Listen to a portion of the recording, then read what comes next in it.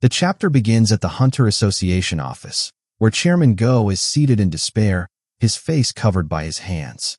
In his mind, he still couldn't believe they had lost a hunter like Min Byung-gu. However, he also knew that Byung-gu had already retired, and it couldn't be said that he was still an active hunter. It was heartbreaking that his death was being labeled a noble sacrifice. Chairman Go also realized that even greater challenges awaited them. There was a high possibility that they would face even more death and destruction than they had this time. Suddenly, his phone rang, and he received a report that a B-rank gate had appeared in the middle of the highway.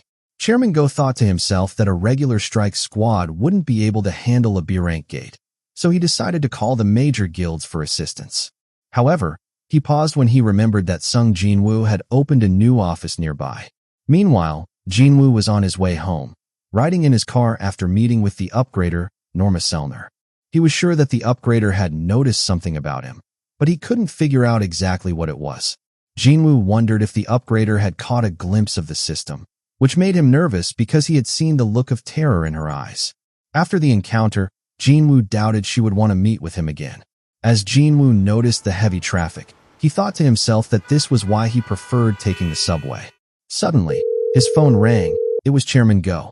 He answered the call, and Chairman Go informed him about a gate that had appeared in the middle of the road, which surprised Jinwoo. He realized that this was likely the cause of the traffic jam. Chairman Go then asked, "Could you take care of it, Mr. Sung?" Jinwoo asked if it was okay for him to enter without an entry permit. Chairman Go laughed and jokingly asked Jinwoo who he thought was in charge of entry permits. Jinwoo responded that it was the Hunter Association. Chairman Go then asked, "And who do you think you're speaking with?" Jinwoo smiled and replied, "The chairman of the Hunter Association." Chairman Go reassured him, saying there was nothing to worry about. Jinwoo responded, "Then I'll gladly take the free experience points. I mean, thank you." Meanwhile, the scene shifted to the gate in the middle of the highway. A large crowd had gathered, including reporters. Based on the reports, the gate had appeared at an expressway. Some of the onlookers were urging people to follow their directions. One female Hunter Association member tried to stop a man from entering the restricted area, stating that it was off-limits. When she noticed the man, she was taken aback and asked if he was the S-rank hunter Sung Jinwoo. People in the vehicles nearby also recognized Jinwoo and exclaimed, "That's Sung Jinwoo. It looks like he's going to take matters into his own hands." The woman, although stammering, questioned Jinwoo about why he was there.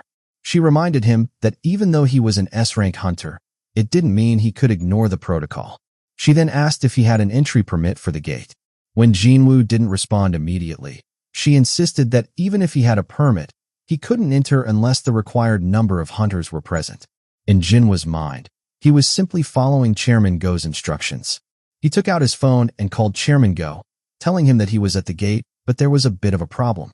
He then handed the phone to the woman and told her to take the call. The woman was surprised and asked who was on the other end of the line. Jinwoo casually replied, "Someone you won't be able to argue with." On the other end, Chairman Go's voice could be heard, saying, "This is Go Gunhee speaking." The woman, now trembling, replied, Yes, of course, I'll follow what the chairman says." Jinwoo then told her he was going in and started stepping into the gate. In the woman's mind, she secretly hoped that Jinwoo might trip and twist his ankle. Once Jinwoo entered, the other Hunter Association members were shocked and exclaimed, "What's that?" "The gate is." They noticed that the gate was changing color. The woman then shouted, "A red gate." She wondered if this had happened because she had wished harm on Jinwoo. Meanwhile, Jinwoo, having entered the gate, muttered to himself that it felt like he had entered a red gate. He found himself in a rainy forest, standing still and observing his surroundings. Jinwoo noticed that the entrance had closed, and it seemed like he would need to push forward a bit. He then thought of his mother, who had once told him, "I just want you to do whatever makes you happy." After his awakening, his mother had said there was no reason to stop him. Besides, as an S-rank hunter, it was his duty to save as many people as possible, just like his father had done.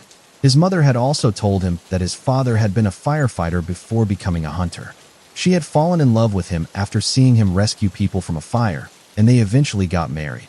She reminded Jinwoo that his father's blood flowed in his veins, and there was nothing she could do about that. Her final advice had been to not push himself too hard. Jinwoo smiled, feeling relieved that his mother wasn't against him working as a hunter. He then said, "This dungeon doesn't seem too much of a challenge."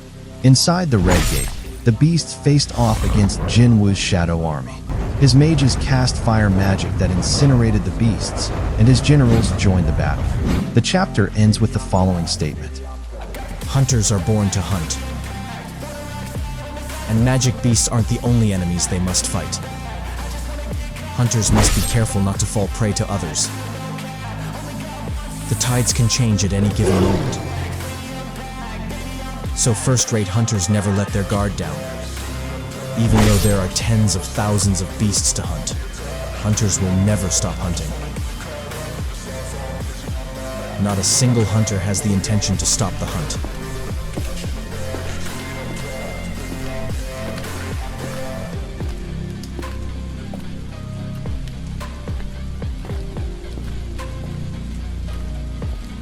Let's move on to the next target.